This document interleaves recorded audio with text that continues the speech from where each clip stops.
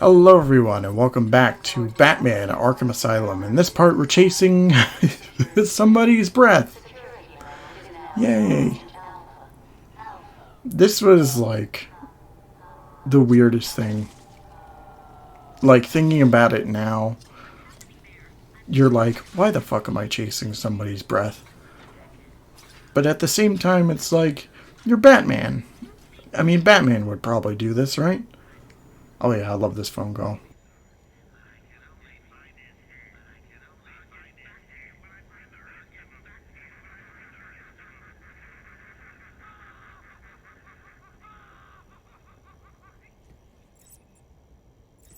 Yeah, that was great. So, if you're wondering why I was kind of walking into the wall there, the PS3 controller I bought is not the most stable thing. The sticks have a little bit of drift to them, so occasionally you'll notice me kind of walk forward a bit and then like push myself back. That's mostly from the controller. I need another controller. Probably need a replacement one too. Because I mean, if I'm gonna play more PS3 games, like I want to have full control at all times. So I think after this part, I might look on eBay, see what they have for PS3 controllers. It'll probably be expensive, but whatever. So yeah, now we're doing the climb and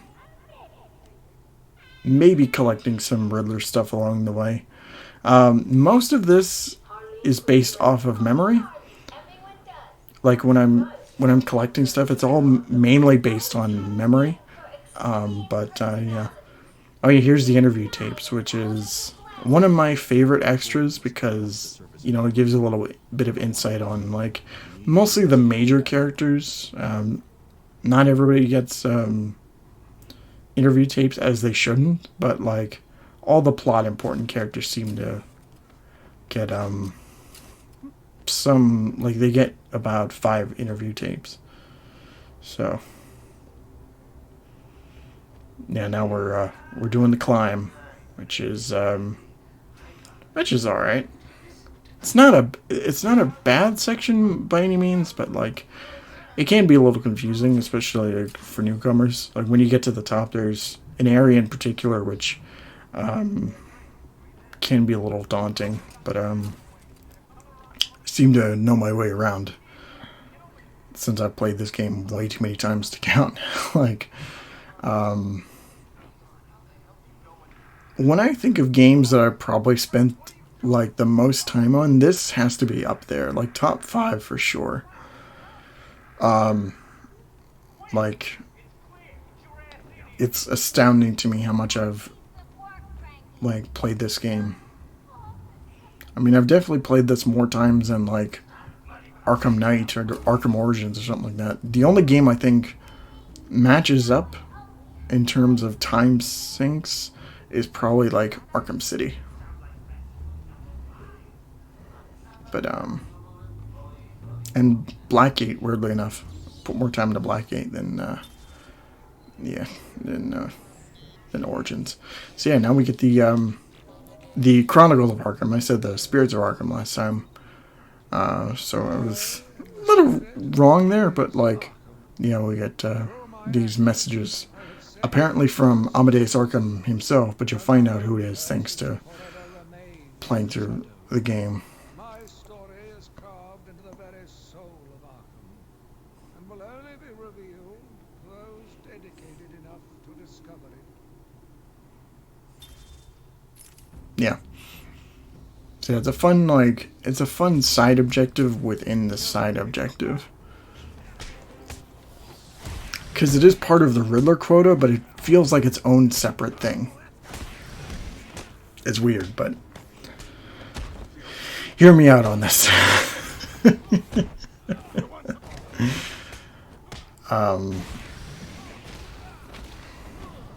Yeah, another thing about playing the game with a faulty controller is that sometimes the combat and stuff just doesn't really work for me.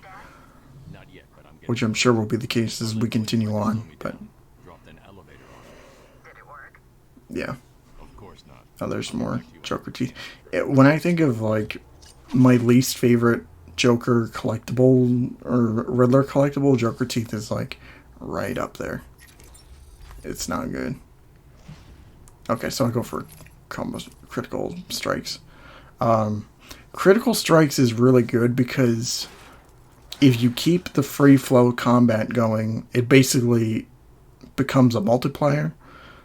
And you can get a fuckload of XP from combat sections, so be sure to try and not break the combo when you're playing. But, I mean, it's not hard or anything, but like there is a bit of a learning curve when it comes to free flow. But you know, if you go through the game, you'll get it early on. Oh, those thugs have guns. And now we can tell them apart because they're red instead of blue. It's still walking skeletons, though. That's one of the things that bugs me a little bit about playing this game, is just how much you'll be in detective mode. Because in a lot of scenarios, like when you're in stealth or you're like tracking something down, you're in detective mode for a long periods of time, so just everything around you is like a certain color, and it's just the NPCs turn into these like skeleton things, and like of all different colors and varieties. But yeah, I just took this guy out. I could have listened in on the whole conversation, but I was just like, I kind of don't want to. Instead of doing what I did for Spider-Man the movie game, which for Spider-Man the movie game I just recorded whatever number of levels made up to 15 minutes.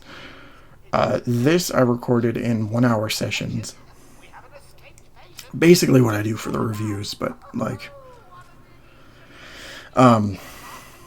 yeah. I figured it would be more appropriate if I just split the hour into however many parts it needs. Usually it's like 4 parts. But like as of right now, as of this time recording, like I've edited up to about 12 parts in total right now. So and it's worked out really, really well. So now we get introduced to the stealth of this game, and the stealth in the Arkham games is just plain great.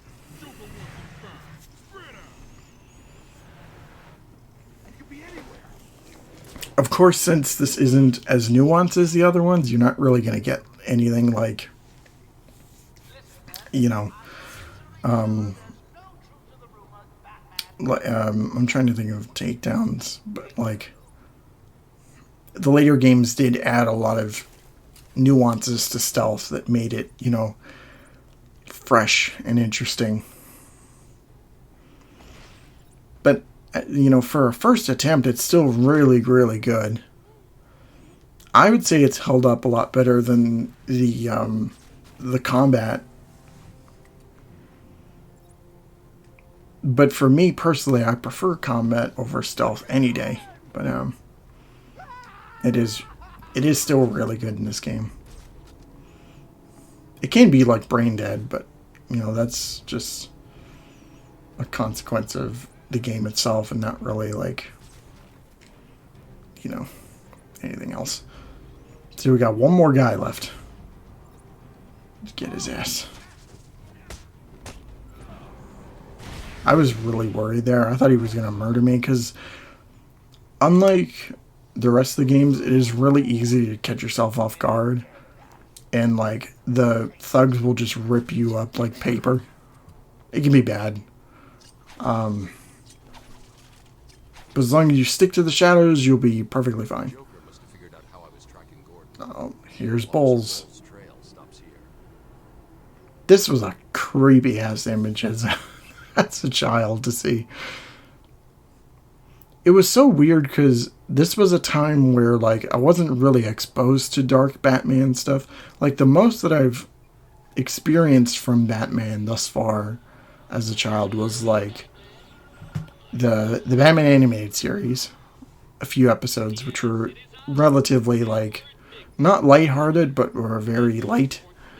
On the dark, heavy tones. Mask of the Phantasm, which is probably, like, still one of my favorite Batman movies ever. Both live action and animated. And then, like, there was the 2004 Batman show. I didn't really watch much Brave and the Bold, but that was on at the time. Oh, Kick-Ass is done. Downloading. See, we got this first riddle here, and it's pretty, it's easy. One of my favorite memories from the first time I played this was we got to this section right here where you're supposed to scan the portrait, and we spent nearly like 30 minutes looking around. We had no idea what the riddles. We were dumb. This was me and my brother playing when we first got this game, and we couldn't figure it out right away. And it's like, it's so stupid, but like, when you're a kid, you overthink shit. I think our mindset was like, it has to be talking about some sort of like bladed object or whatever. Speaking of riddles I don't like, it's the perspective ones. Thankfully, the later games lighten up on that sort of thing. I mean, they're still in like Arkham City, but I think Origins doesn't really have them all too much. In Night, I don't remember any in Night, to be honest, but yeah, I don't like them. To me, they're more like infuriating than the chattering teeth. And since I'm playing with a busted controller, it is a little bit more infuriating this time. But I told myself I was going to go for 100%, and that's what I'm going to do. So we'll just see it to the end, I guess. One thing I like about this game, you know, compared to other superhero games at the time, is that there's a progression with Batman's suit where it starts to get more dirty and dinged up and all that stuff. Like we saw with the elevator sequence, the elevator came crashing down and it ripped a piece into the Batsuit. And as the game continues, like the cape begins to tear and stuff. Batman grows like a 5 o'clock shadow. Like, he is messed up by the time the game ends. And it's a nice thing to see in retrospect. I mean, the other games do this too, but like, I like how Asylum did it. And it feels like they shine more light on this in Asylum than they do in other games. Like like they do a little bit of an Arkham City. They sort of do it in Arkham Origins. Like there's one scene in particular I'm thinking of where they have that. Oh, this is one of my favorite shots. Like one of my favorite small moments from this game that forever makes this my favorite. Like Batman finally escapes the intensive treatment and he's greeted by this amazing scenery and this bombastic score, which this is my favorite score in all of the Arkham games. Just throwing that out there. I love the music in this game. So what's the first thing Batman's going to do when he escapes? Riddler shit, of course. Yeah. Yeah. Shut up, Riddler. You're stupid. Let's end the part right here, shall we? Next time we're gonna do something, whatever that may be. But anyway, don't forget to like, comment, subscribe, share all that fun stuff. I will see you all next time. Thank you all so much for watching, and don't forget to take care of yourselves. See ya.